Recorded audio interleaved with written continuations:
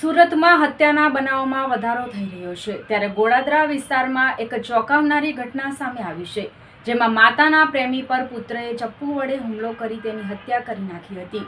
પોલીસે ગણતરીના કલાકોમાં આરોપી પુત્રને ઝડપીને હત્યાનો ગુનો નોંધ્યો છે। મરનાર રાજેન્દ્ર બંડુ ધરમ ગોળાદરા વિસ્તારમાં રહેતા હતા। છેલ્લા 3 વર્ષથી યુવક વિશાલ ભાણદેની માતા સાથે પ્રેમ સંબંધમાં હતા। યુવકના પિતાનું અવસાન થતાં રાજેન્દ્ર તેમના ઘરમાં અવારનવાર તેમના ઘરે જતા હતા। આ વાત સંતાન માટે અસહ્ય બની હતી। રાજેન્દ્ર ઘરમાં આવ્યા અને કીધું કે મારો મોબાઈલ કોણે લીધો, જેને લઈ ઘરમાં વિવાદ સર્જાયો હતો। ત્યારબાદ ઝઘડો વધી ગયો અને વિશાલની માતાએ રાજેન્દ્રને ઘરમાંથી નીકળી જવા કહી દીધું હતું।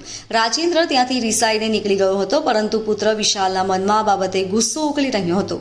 પોલીસ તપાસમાં બહાર આવ્યું છે કે 23 વર્ષનો વિશાલ પ્રહલાદ ભાણદે ગુસ્સામાં આવી ઘરેથી ચપ્પુ લઈને નીકળી પડ્યો હતો। હત્યા બાદ ગોળાદરા પોલીસે તરત જ કાર્યવાહી હાથ ધરી હતી।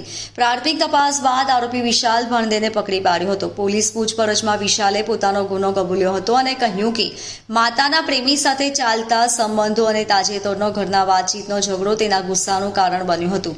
મરનારની માતા શકુંતલા દ્વારા ગોળાદરા પોલીસ સ્ટેશનમાં નોંધાવેલી ફરિયાદના આધારે વિશાલ વિરુદ્ધ આઈપીસીની કલમ 302 હેઠળ ગુનો દાખલ કરવામાં આવ્યો છે।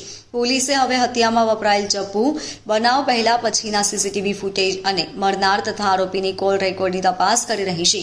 સાથે સાથે પરિવારના અન્ય સભ્યોના નિવેદન પણ લેવામાં આવી રહ્યા છે। પોલીસે જણાવ્યું છે કે કેસ સંબંધિત તમામ પુરાવા જમા કરીને કાયદેસરની કાર્યવાહી હાથ ધરવામાં આવશે। Bureau report LK star news, Surat.